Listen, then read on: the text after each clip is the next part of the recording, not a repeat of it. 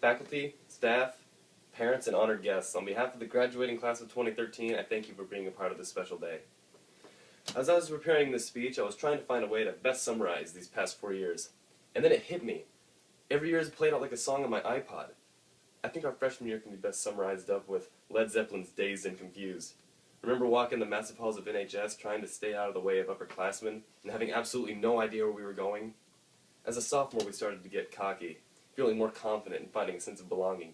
I'm thinking, Get Out the Way by Ludacris. Our junior year could be defined by Carly Rae Jepsen's Call Me Maybe. Not because it had anything to do with being a junior, but because apparently that year was the only song in existence. And our senior year, no, that's a hard one. Maybe School's Out by Alice Cooper, but that seems a bit too obvious. Maybe Freebird by Leonard Skinner. I'm sure our parents would agree that Macklemore's Thrift Shop has become their theme song this year, since that's where they're going to be shopping after paying our tuition check. It's hard to believe that 3 years ago we were freshmen, annoying, confused, and unsure as to what our future held. Now look at us, we're seniors, graduating, and still pretty annoying, confused, and unsure as to what our future holds. But we've learned a great deal these past few years. For instance, how to divide polynomials, how to cite sources in a research paper, where to display affection without being spotted by teachers, and that some chemicals, when mixed together, create an explosion. Whoops. But some of the most valuable knowledge I've ever received has come from my favorite author, Lemony Snicket. Allow me to share with you some of his words of wisdom. If you're allergic to a thing, it is best not to put that thing in your mouth, particularly if that thing is cats. Wait, no, here's the one I was looking for.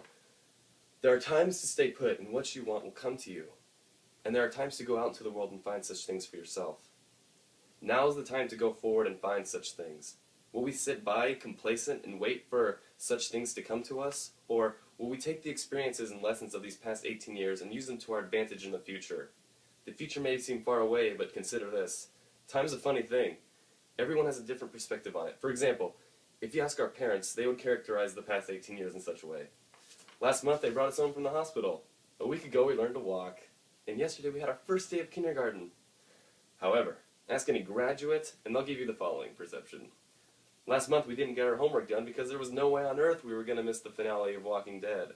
A week ago, we realized all the money we were supposed to be saving for college was all spent on Taco Bell. And yesterday, rather than rest up for the most important event of our lives to date, we felt it necessary to run around Newton Rec Center until 2 a.m. and party. Yeah, it's been rough on us too.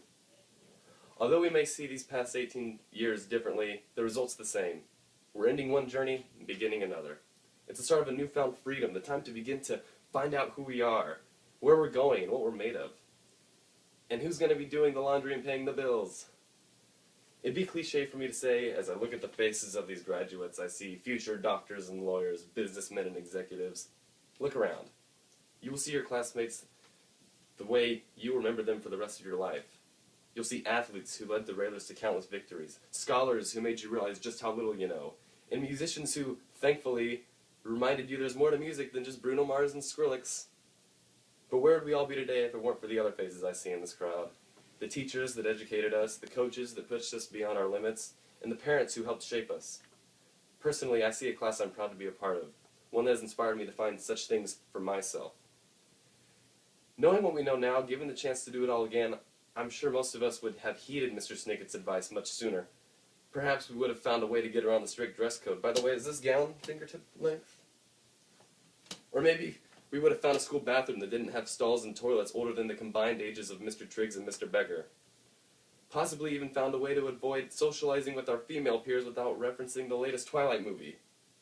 I know my personal goal in writing this speech was finding a way to present it without being interrupted by Marlene Skinner over the loudspeaker. Hold on. Alright, we're good. Wait!